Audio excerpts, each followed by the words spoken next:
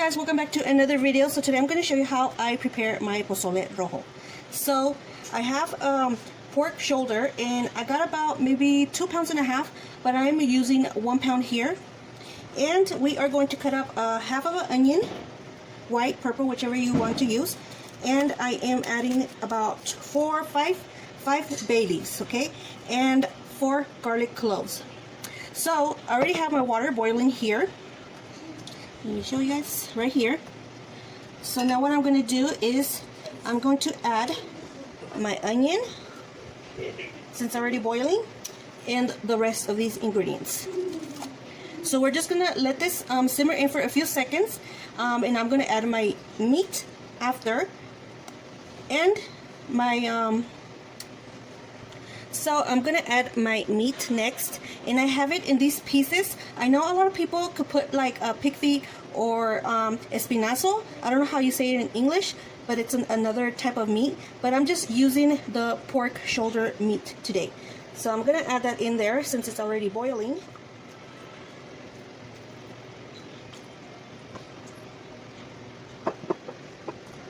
So I'm gonna let that cook up. Once it starts to boil, I'm gonna take out my bay leaves, and I'm gonna leave the onion in there, but I'll take out the bay leaves and the garlic, or you can leave it in there as well. So yeah, that's gonna be our next step. So let me show you all my ingredients that I will be using for my in here. Make sure you add a little bit for now, and then once it starts to cook all the way through, you can always check for the flavor if it's enough. I'm gonna add my hominy now, because it does takes a while to cook. So I'm gonna add it with the rest of these ingredients, and then we'll mix it together. And like I said, once this starts to boil, I will take out my bay leaves out. So you guys do know your meat takes about maybe an hour to cook all the way through. We want it really tender and soft, because I am going to shred my meat. I don't know, a lot of people like it in chunk pieces, but I'm gonna shred it. Not too thin and not too thick. So you'll see my process of doing this. Okay, now let me show you all my rest of the ingredients that I will be using. Okay guys, so let me show you all my ingredients that I will be using. As you can see, I have the rábanos, which is the relish, and I do have some cilantro, and 1/2 of the purple onion. You can use the white onion. I will be using the purple onion, and I have some lemons and my cabbage. I'm only using half. And the chiles that I will be using is the chile guajillo, and I do have 4 chile de arbol. And just a reminder, these chiles de arbol are very spicy, so I just recommend you, if you don't like it too spicy, use only about 2 or 3. I'm adding 4, and our guajillo. So first, I'm going to show you how I'm going to do the process. I'm going to chop everything up, which is my relish, onion, cabbage, and cilantro.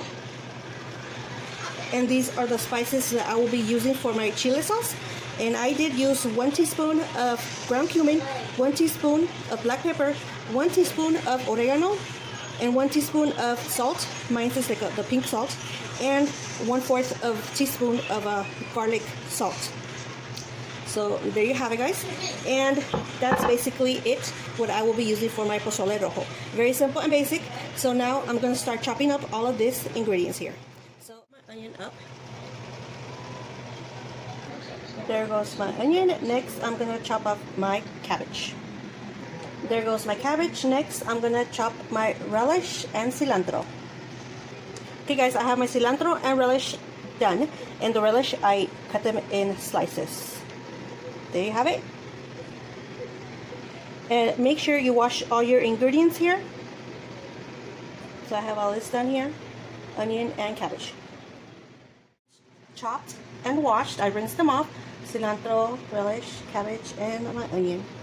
Now our next step is to put our chile guajillos and chile de arbol to boil. I'm just gonna let it boil up a little bit before I put my chile guajillos, and I do have the chile de arbol in here as well. But before I do that, I'm gonna take the seeds out and take the tails off your chile. Okay guys, so I did take the seeds off the chile and I took the tails off, as you can see. I just cracked them open and squeeze them out, or just take them out as much as you can, because when you boil it, seeds will start to flow out as well. But try to take out of the seeds as much as you can. And I rinsed my chili pods as well. Okay, so there you have that. Now I'm just gonna wait for my water to boil so I could add these into my pot.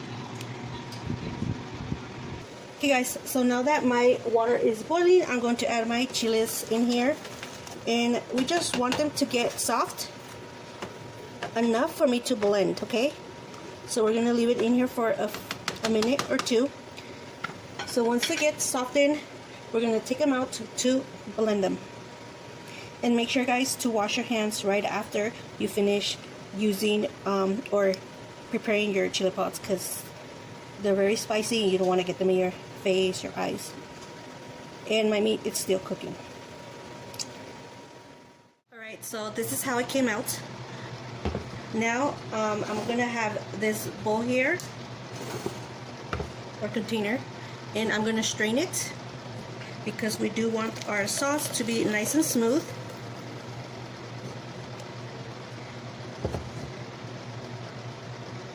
And with a spoon, we're gonna go like this for a faster process. If you can see, we want it nice and smooth. Guys, since this is already done, now we are just gonna take it out. We're just taking out our meat. Since I did mention I'm gonna shred the meat. We're leaving in the hominy. And now I'm going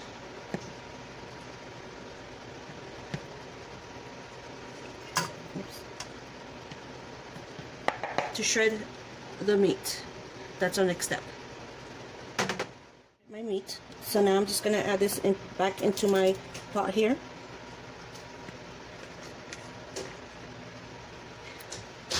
Mix it.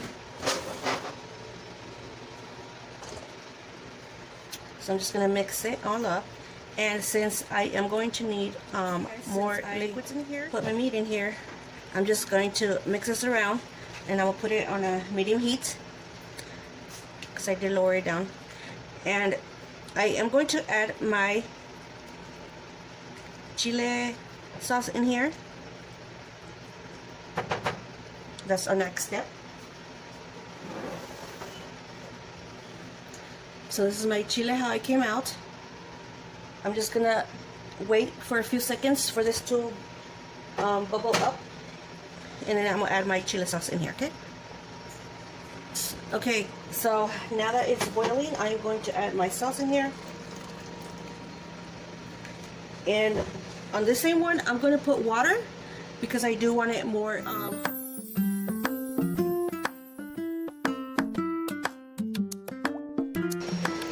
And now we're just going to close this up for maybe a minute. And then you could check if it has enough taste of salt. And if you feel like it needs more, you can add more. But I already tasted mine and it's perfect as is. So I'm just going to close it up. My pozole came out. Smells and looks delicious. Okay, now I have all my toppings here ready. So we're going to start topping it off. And I'm going to start with